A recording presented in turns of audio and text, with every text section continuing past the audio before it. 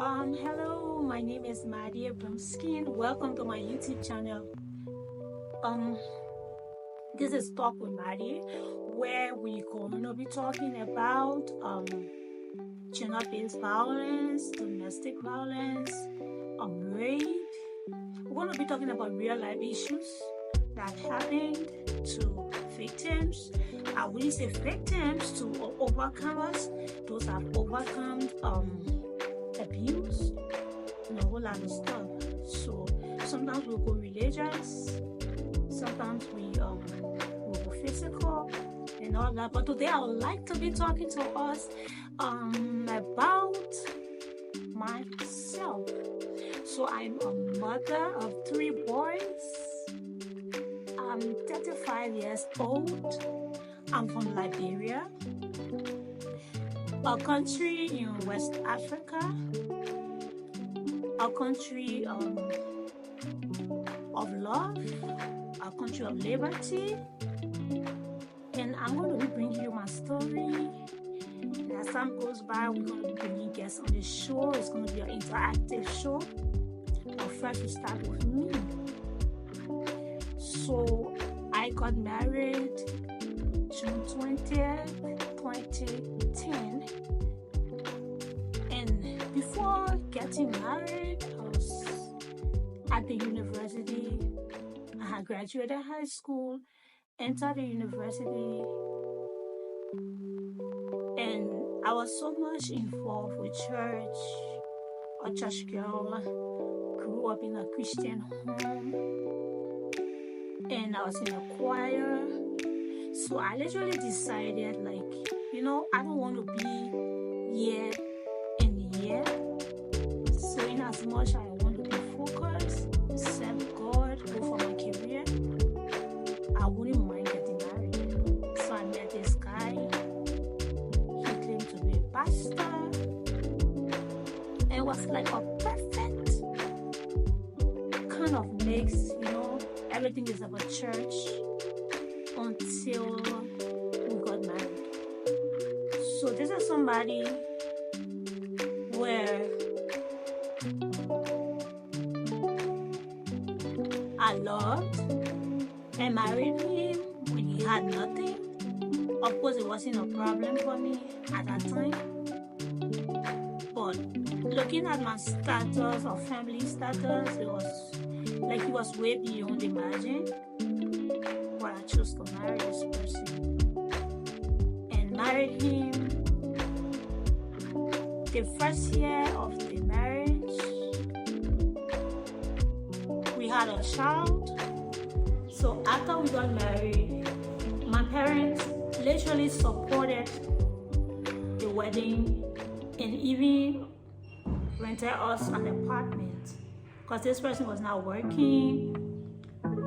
He had just graduated the University of a Theology degree. He had no job.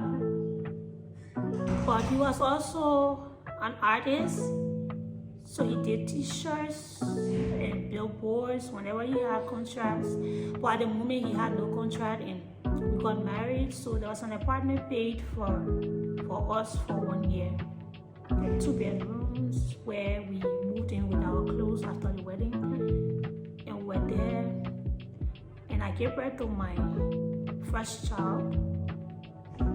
After I gave birth to my first child, so like the rent was about to expire, my mom asked us to get a 1-bedroom apartment in town because at that time we were on the outskirts of Monrovia, and he got a teaching job at Monrovia College.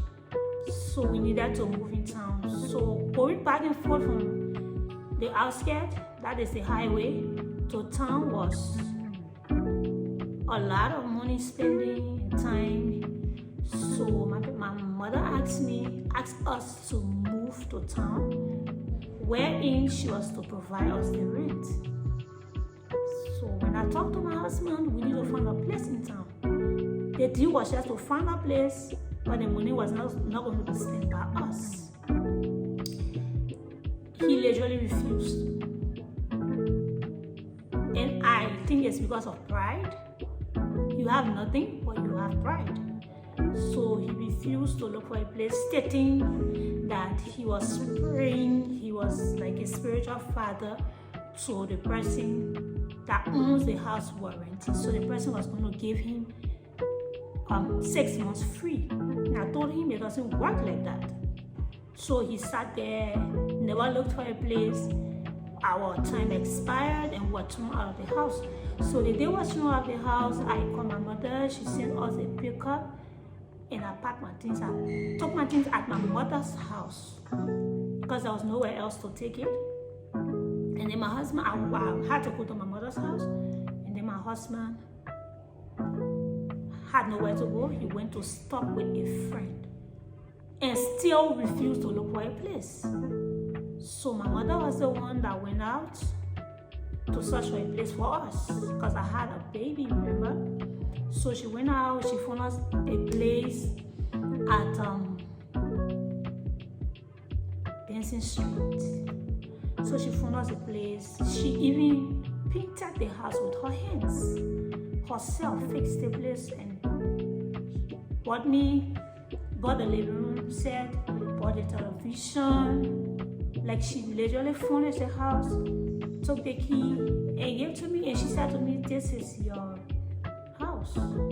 So if you want your husband in, it's your problem." So now my husband moved into that house and we stayed until he started verbally abusing me. There are times we just keep in conversation, and I recall a particular incident. We were keeping a conversation, the both of us, and we're talking about a secular artist who did a gospel song. So I was like, okay, it's possible this artist could change and become a gospel artist. And he said, no, this person is still a secular artist. I said, but it's not impossible for him to make a change. And then you will not believe that my husband said to me, so you can go and sleep with him since he's changed. And I'm saying it in a better way, but he said it in a very, very degrading way. That was the beginning of the verbal abuse. That was the beginning of the physical abuse. That was the beginning of the neglect. That was the beginning of everything that's going to be discussed on this show by me.